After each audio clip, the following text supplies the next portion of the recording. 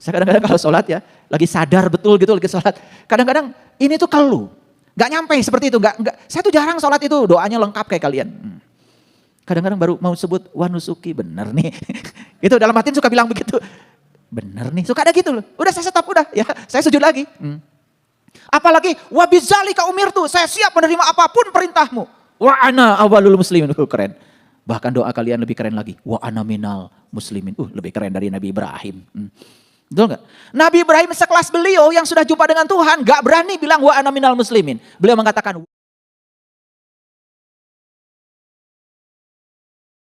yang wajahnya udah wajah optimis semua ini. Jadi tawadu, kona'ah, waro, ikhlas. Dan ikhlas gak ada penjelasannya di sini. Yang penting akan ada kejadian yang membuat Bapak Ibu bisa gak? Gitu. Kalau bisa ikhlasnya itu ada. Saya tidak berani menyebut kalau saya tadi sudah ikhlas, tidak berani. Cuman kok saya rasanya tidak merasa sedikit pun kehilangan itulah. Gitu. Dan saya bilang sama istri saya, bukankah ikrar kita dari awal sebetulnya gak ada yang kita miliki. Aneh kalau kita harus merasa kehilangan sesuatu yang sesungguhnya bukan milik kita.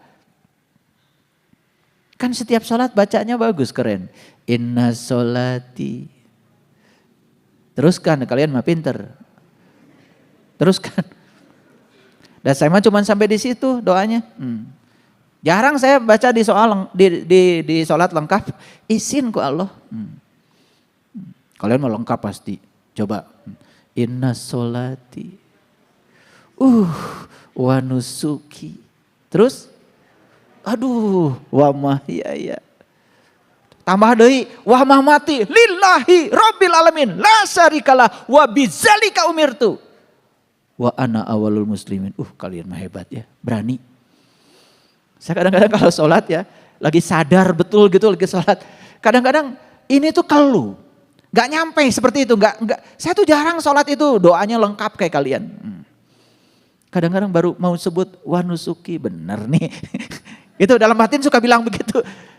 Bener nih. Suka ada gitu loh. Udah saya stop, udah ya. Saya sujud lagi. Apalagi wabizalika umirtu, saya siap menerima apapun perintahmu. Wa ana awalul muslimin, keren. Bahkan doa kalian lebih keren lagi. Wa ana minal muslimin, lebih keren dari Nabi Ibrahim. Betul gak? Nabi Ibrahim sekelas beliau yang sudah jumpa dengan Tuhan gak berani bilang wa ana minal muslimin. Beliau mengatakan wa ana awalul muslimin. Ini baru awal aku belajar berserah diri kepadamu ya Allah. Kalian bukan hebat. Wa ana minal muslim. Aku muslim ya Allah. Keren banget kata Allah. Keren lah kamu kata Allah. Ya itu kalau sholat gak sadar kan dibaca semua. Karena yang dibaca pun kan gak sadar. Dan yang dibaca gak ngerti kan. Coba ngerti aja dikit ya. Ngerti dikit waktu bilang. Wabizalika umir. Umir itu kan amar. Amar itu perintah. Apapun perintahmu ya Allah. Wabizalika umir tuh. Apapun perintahmu ya Allah. Aku tunduk patuh kepada perintahmu. Enggak ngelawan ya Allah. Oke kata Allah. Selesai sholat. Tiba-tiba ada orang marah-marah. Wah langsung keluar tuh hasil sholatnya ya. Kurang ajar lu. Kata Allah wabizalika umir tuh yang mana tadi kata Allah. Kamu asal ngomong aja. Terus terang ya saya buka kartu saya. Saya kalau sholat itu apalagi ketika sudah berai gitu. Akhirnya saya gak berani itu ngomong apa-apa. Saya cuman udah aja. Saya nikmati aja. Doa-doa itu kadang-kadang gak saya ucapkan. Nikmat aja itu cuman berai aja. Gak berani apalagi ngomong yang tadi ya. Wa nusuki wa mahyaya wa mamati. Aduh ya Allah. Sholatku. Semua ibadahku. Wih keren. Hidupku matiku lillahi rabbil alamin. La syarikalah. Gitu. Cek Allah teh. Cing. Bener tuh. Taga sholat nyari hutu. Mana cenah lillahi rabbil alamin. Ente mah asal ngomong. Betul gak? Ini. Sholat berbasis pahala tuh ya kayak gini.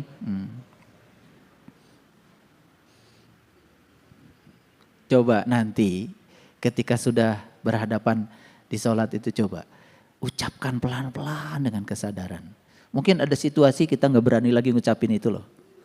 Saya sering gitu, mohon maaf ya, mohon maaf. Ya. Waktu mau baca surat Al-Ikhlas aja kadang-kadang keluh aja mulut ini. Allahu Ahad. Benar nih kata Allah. Kamu sudah manunggal dengan aku. Iya. Bahkan saya nggak pakai kul. Langsung aja. Allahu Ahad. Karena kalau pakai kul lebih berat lagi. Apakah layak saya mengatakan saya sudah manunggal dengan dia? Sudah menyatu dengan dia? Masih khawatir, masih cemas, masih takut. Benar nih. Apalagi waktu bilang Allahus Somad. Benar nih kata Allah. Tempat bergantung kamu adalah aku. Bukan tempat bergantung kamu itu pekerjaanmu, duitmu. Ah kata Allah, besok-besok dicoba kata Allah. Duitnya hilang. Datang dia, ya Allah, kia-kia teuing. Nah Gusti abdi teh kirang naon. Jeung aya nu nipu sagala abdi. Makanya kan kemarin saya sampaikan, jika kita sedang kesulitan dan ditinggalkan banyak orang, harus percaya itu undangan dari Allah. Sebenarnya Allah sedang mengatakan begini, aku singkirkan semua orang-orang yang selama ini berada di sisimu. Dan biarlah kamu menjadi kuat sendiri menangani kesulitanmu. Biar sampai kamu bisa berteriak kepadaku bahwa akulah yang layak untuk menjadi penolongmu. Bukan teman-temanmu yang selama ini ada di sekitarmu. Jadi kalau kita sedang kesulitan itu hukum alam, lalengit. Iya, saya masih ingat bikin masjid ini dulu. Begitu beli batu dan semen, saya punya uang 300 juta, belas semuanya. Karena ini bawahnya tuh mall.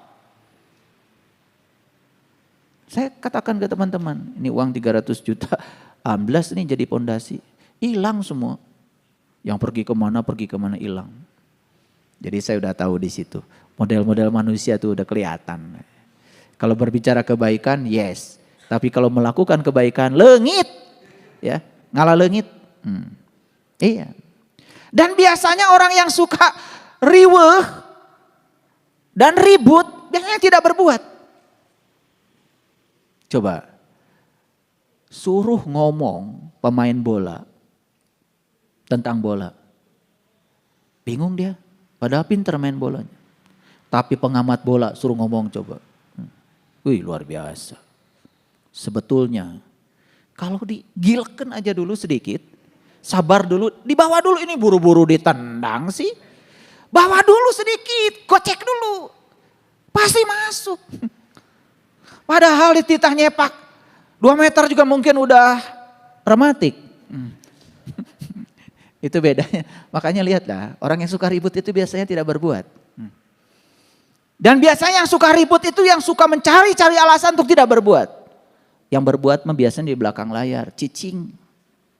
Itu yang ketinggal di batur jika akar. Akar mah lihat.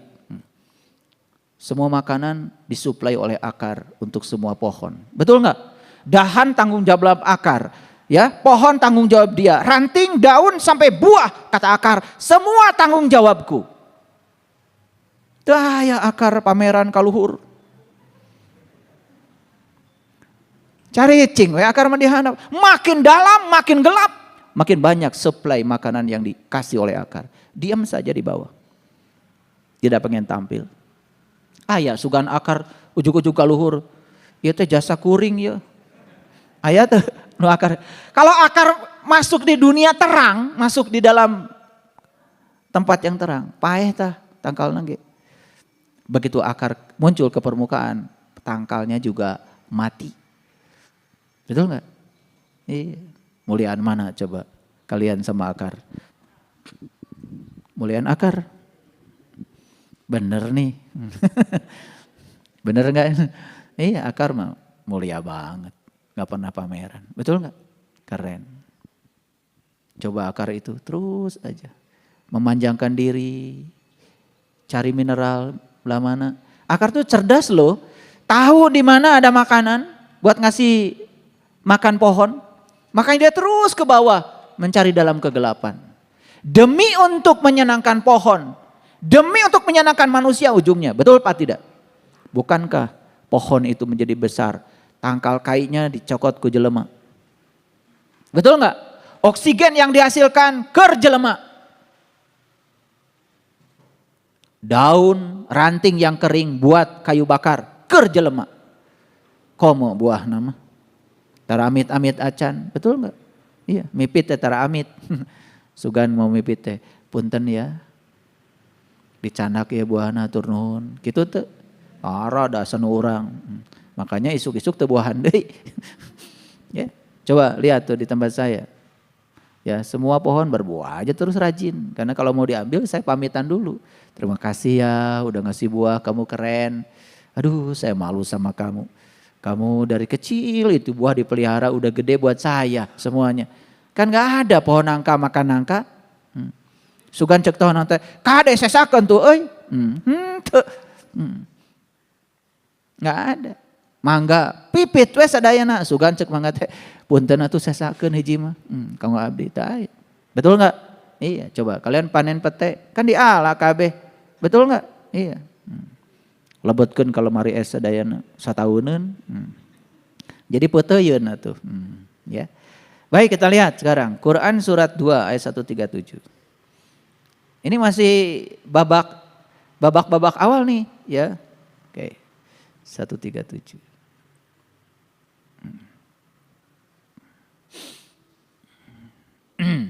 Baik, kita lihat ayat ini. Maka jika mereka beriman kepada apa yang kamu telah beriman kepadanya. Jika mereka itu beriman kepada apa yang kamu telah beriman kepadanya. Ngerti maksud saya? Kita sudah mengimani sesuatu. Karena kita sudah membuktikan. Nah, ada orang lain di luar kita beriman kepada kita. Dan beriman kepada apa yang sudah diturunkan kepada kita. Berarti orang ini bagus apa tidak? Berarti dia udah mengalami pengalaman kita kan? Betul nggak? Kan nggak mungkin orang ini bisa mengimani apa yang kita imani kalau belum mengalami. Betul apa tidak? Gitu. Oke. Sungguh mereka telah mendapatkan petunjuk. Dan jika mereka berpaling, sesungguhnya mereka berada dalam permusuhan. Jadi saya ingin menjelaskan tentang tadi permusuhan tadi. Kan ada dua tadi ya. Satu takwa, dua permusuhan. Nah, saya ingin menjelaskan itu permusuhan yang terjadi dalam kehidupan ini dari mana asalnya. Bukan sekedar menolak yang tidak disukai sebetulnya. Karena permusuhan ada kaitannya dengan iman. Mari kita lihat ayat ini. Maka jika mereka beriman kepada apa yang kamu telah beriman kepadanya. Saya sudah beriman pada sesuatu karena saya sudah mengalaminya. Saya mengajak orang lain supaya beriman juga. Maka dia baru bisa mengimani apa yang saya imani apabila dia mengalami pengalaman saya, bukan? Sama Bapak Ibu dulu. Kan waktu belum saya ajarkan, Bapak Ibu kan belum bisa mengimani apa yang saya imani. Baru bisa mengimani setelah bukti kan? Begitu saya bimbing, apa yang diturunkan Allah kepada saya, ditunjukkan dulu kepada Bapak Ibu, lalu Bapak Ibu bisa mengimani. Oh, yang dikatakan oleh Pak Saiful itu benar. Ya, sami'na wa ata'na. Karena saya juga bisa mengalami dan merasakan. Gitu kan? Oke. Nah, kan sebetulnya proses beriman itu seperti itu semuanya. Tetapi dalam perjalanannya, nah kata Allah, sungguh mereka telah mendapatkan petunjuk. Ya, faqadih tadau. Sungguh mereka telah mendapatkan petunjuk. Nah, kemudian kata Allah dalam ayat ini, jika mereka berpaling, sesungguhnya mereka berada dalam permusuhan. Jadi, menurut versi Quran, permusuhan itu terjadi akibat orang itu awalnya itu sebetulnya beriman. Dan mengimani apa yang kita imani. Tapi dalam perjalanannya kemudian dia menjadi tidak beriman. Itu permusuhan versi Al-Quran. Nih saya kasih contoh. Kalian kan sekarang bersama saya. Dijamin gak kalian akan terus mengimani apa yang saya sudah ajarkan? Tidak dijamin kan? Tidak dijamin. Apalagi, mohon maaf, ketemu saya gak pernah. Ngambil berkah saja dari guru gak pernah. Berikutnya, dengerin kajian-kajian baik yang langsung atau yang tidak langsung, gak pernah. Mendalami apa yang selama ini dialami juga gak pernah. Fase berikutnya apa? Akan digarap oleh pikiran sendiri. Terus terang nih. Ketika digarap oleh pikiran sendiri, mulai meremehkan. Meremehkan. Yang pertama diremehkan adalah lakunya. Berikutnya yang diremehkan apa? Apa yang sudah ditunjukkan Allah kepadanya pun dia remehkan. Berpaling. Masa iya? Itulah yang disebut dengan musuh yang nyata. Jadi sebetulnya kata permusuhan dalam Al-Quran itu lebih menitik beratkan pada kebersamaan yang dikhianati. Terutama ketika menyangkut masalah iman. Paham maksud saya? Gitu.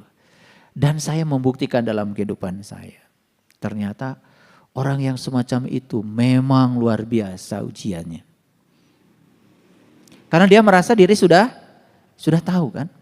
Betul kan? Dan orang yang belum tahu mempengaruhi orang lain itu gak bisa.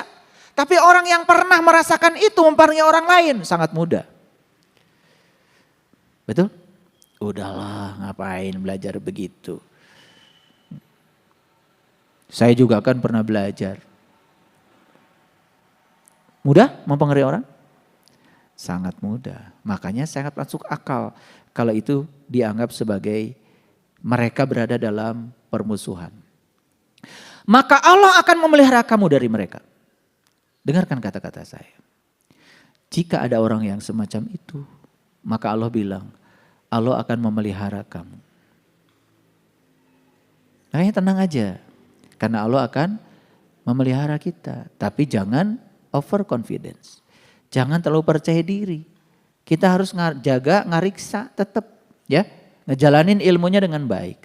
Dan dialah yang mau mendengar lagi mau mengetahui. Ngerti? Jadi musuh yang nyata menurut Allah adalah orang yang berpaling setelah beriman. Nah, bagaimana dengan orang yang belum beriman kemudian mengusik kita? Itu mau wajar, kan mereka belum tahu. Jadi enggak?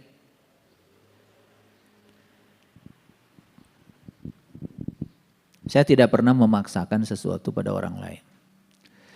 Jadi waktu saya beli rumah di Sariwangi, rumah kami kan di sini. Saya bawa istri saya ke sana. Saya udah beli rumah. Karena waktu beli rumah itu nggak tahu. Karena setiap mau beli rumah dulu, ya mohon maaf, orang tua saya saking sayangnya nggak boleh pindah, harus bareng sama orang tua. Sepi kalau nggak ada cucu katanya. Setiap mau beli rumah nggak boleh. Jadi saya beli rumah diam-diam aja. Udah beli rumah, baru saya bawa. Ini rumah kita. Kemudian saya lihat istri saya tidak suka dengan rumah yang saya beli. Masuk gang, biasa di pinggir jalan seperti ini. Oh macam-macam komentar. Selesai, saya tidak pernah memaksakan. Saya minta izin sama istri saya 3 bulan saya mau di rumah itu. Saya perbaiki rumahnya. Saya pasang batu, saya apa. Udah 3 bulan saya ajak lagi. Main yuk ke rumah sana ke atas. Jadi enakan. Gitu. Jadi tidak usah memaksa orang yang tidak tahu harus menjadi tahu. Buktikan aja dulu. Makanya hidup itu harus lebih banyak membuktikan. Jadi saya tidak paksa. Apalagi pakai dalil. Jika istri tidak nurut sama suami, neraka. Oh, apalagi pakai dalil gitu. Enggak, saya enggak pernah pakai begitu. Saya perbaiki aja. Oh mungkin tidak suka karena kan tidak tahu. Kan tidak tahu kan? Ya samping sini kandang ayam, samping sini kandang ayam. Kan belum pernah lihat kandang ayam. Di sini ada pohon pepaya, ada pohon apa itu, masih ingat duren. Besar sekali. Pikasiunun cenah di dia mah. Enggak apa-apa. Saya pangkas dulu pohon durennya. Lenglang kan? Saya ganti sama pohon mangga, saya ganti sama pohon nangka, gitu. Begitu jadi rausen. Nah. Jadi gitu aja. Dan tidak bisa memaksa orang lain harus mengimani apa yang saya imani, enggak bisa. Dan saya juga tidak memaksa. Makanya upaya saya untuk menjaga supaya kalian tetap di sini, ya ini upaya saya. Tetapi kalau saya sudah melakukan upaya kemudian kalian juga harus berpaling dari itu, saya juga tidak tahu cara harus menjaganya seperti apa. Paham maksud saya? Jadi ngerti siapa sebetulnya musuh yang sebenarnya itu? Musuh sebenarnya itu bukan orang yang belum tahu. Orang yang sudah diberitahu kemudian dia berpaling. Itu musuh yang sebenarnya. Makanya di Quran surat Al-Maidah ayat 12-13, kalau berhadapan dengan orang-orang yang semacam itu, kata Allah cuma dua kuncinya, maafkan dan biarkan. Maafkan dan biarkan. Karena dia tidak sedang memusuhi kita sebetulnya, dia sedang memusuhi dirinya sendiri. Makanya saya tuh anteng aja. Ada yang nanya sama saya, ya kok yang ngaji di masjid ini perasaan jumlahnya tetap. Memang saya sedang mencari jumlah. Gak peduli bagi saya. Karena saya tidak pakai tujuan. Tujuan hidup adalah hidup itu sendiri. Saya jalanin aja proses-proses ini dengan total. Saya nikmati semua prosesnya. Gak peduli nanti BSI mau segede apa. Gak ada di impian saya. Ada orang jual tanah ya beli. Kalau kita bisa berkebun, ya nikmati aja yang sekarang. Betul? Gak usah jauh-jauh. Ada yang bilang sama saya, wah kalau ayah guru beli tanah di situ nanti akan jadi sorotan orang. Nanti ayah guru gampang sekali ikannya ditangkap. Emang saya ditangkap kenapa? Kesalahan saya apa? Itu kan pikiran lu aja, betul nggak? Disesatkan oleh pikiran sendiri. Lu saya beli tanah di situ di Jelekong buat nanam talas kok. Nanti talasnya kita jual, betul nggak? Kan lumayan, sebagian di sayur, betul nggak? Kok gitu aja repot. Ya, jadi kadang-kadang gitu seperti yang tahu, dikembangkan pikiran. Kalau kan itu pikiran kamu yang sedang membuat kasus dan kasusmu itu ilusif. Dan saya tidak pernah tertarik untuk berdiskusi dengan pikiran-pikiran semacam itu. Saya antang aja di pikiran positif saya, betul nggak? Dan saya sudah buktikan. Lihat nanti dengan pikiran positif semua akan jadi. Ya toh? Iya, siapa tahu besok saya punya uang 10 miliar. Iya, besok siapa tahu. Gimana caranya? Ya Allah punya cara, yang penting kan saya sedang berusaha. Betul enggak? Nanti udah saya bangun sana bagus. Pasti yang ngeyel itu ntar pengen nginep.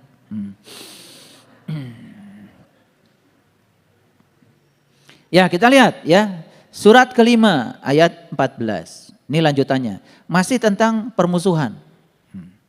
Masih tentang permusuhan. Baik kita lihat. Wa minal ladzina qalu inna nasyara. Awas. Di sini ada nasyara. Tahu nasyara? Tahu nasyara? Tahu nasyara? Apa? Hah? Iya. Kan di Quran kalau ada Nasoro langsung diterjemahkan Nasrani. Padahal Nasoro itu bahasa Arab dari Nasir. Nasir itu pertolongan. Hasbunallah wa ni'mal wakil, ni'mal maula wa ni'man nasir. Nasir itu pertolongan. Nasoro siapa? Orang yang sudah dapat pertolongan. Hadu, apa hadu? Orang yang dapat petunjuk. Ribet banget sih. Kok diterjemahkan jadi Yahudi? Jadi adanya nggak nyambung. Setiap ada Nasoro, Nasrani. Setiap ada hadu, Yahudi. Padahal Nasoro itu orang yang dapat pertolongan. Hadu, orang yang dapat petunjuk. Makanya di Quran dikatakan, ya, innallazina amanu walladzina hadu wan nasyara man amana billah wa bil yaumil akhir falahum ajrun. Sesungguhnya orang beriman itu, apakah dia itu hadu, orang yang dapat petunjuk? Maaf ya, saya tidak menerjemahkan Yahudi. Wan nasyara, orang yang dapat pertolongan. Siapa saja di antara mereka yang benar-benar imannya kepada Allah, falahum ajrun. Bagi mereka ada zat Allah. Ya siapa saja. Orang beriman, hadu, nasyoro itu sama. Yaitu orang yang mendapat pertolongan dan dapat petunjuk. Kan buktinya jadi orang yang beriman. Paham maksud saya? Ini komprehensif penjelasannya. Saya tidak mengacu kepada segolongan orang tertentu. Dan saya juga tidak merendahkan segolongan orang tertentu. Belum tentu orang yang mengaku beragama tertentu itu lebih bagus daripada yang beragama yang lain. Kan intinya adalah benar-benar gak imannya. Kalau orang-orang yang benar-benar imannya itu ada buktinya. Buktinya apa? Kalau lihat orang beriman, gak usah lihat sholatnya. Gak usah lihat berapa sering dia ke tempat ibadah. Lihat cara dia memperlakukan orang lain. Itu aja sederhana. Ngerti maksud saya? Lihat cara dia memperlakukan orang lain. Lihat cara dia bicara pada orang lain. Kata-katanya kasar, keras, merendahkan. Sekalipun dia sering ke tempat ibadah, bagi saya berarti keseringan dia ke tempat ibadah tidak mengubah dia menjadi lebih baik. Ada yang salah dengan ibadahnya. Apapun agamanya, apapun keyakinannya. Karena mati itu intinya adalah seberapa banyak orang yang bisa kau bahagiakan dalam hidup. Itu persoalan kematian. Bukan persoalan keyakinan. Tidak ada bisa dibanggakan dengan keyakinan. Keyakinan itu hanya jalan saja. Jalan untuk membuat kamu menjadi tahu apa yang harus kamu lakukan dalam hidup. Makanya agama itu jalan. Ya silakan. Ya, mau lewat jalan mana saja terserah.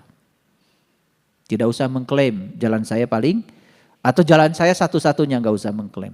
Tidak ada jalan satu-satunya. Itu kesempitan berpikir saja. Ya silakan lewat jalan mana. Yang penting kan tekun di jalan masing-masing. Toh yang penting sampai. Betul? Itu. Baik, kita lihat ayat ini. Dan di antara orang-orang yang mengatakan, sesungguhnya kami adalah orang-orang yang dapat pertolongan. Yes? Yes? Maaf ya, terjemahannya berbeda dengan saya. Kan ayatnya, qalu inna nasyara. Sesungguhnya kami adalah orang-orang yang sudah dapat pertolongan. Ada yang telah kami ambil perjanjian mereka. Betul? Kan sebelum dia ditolong, dia kan ngambil perjanjian dulu. Tetapi mereka sengaja melupakan sebagian dari apa yang telah mereka peringatkan dengannya. Maka kami timbulkan di antara mereka permusuhan dan kebencian. Dan kelak Allah akan memberitakan kepada mereka apa yang mereka kerjakan. Jadi ayat ini cerita lagi tentang permusuhan. Nanti kaget ya, kalau saya tarik semua ayat-ayat tentang permusuhan, Bapak Ibu akan kaget.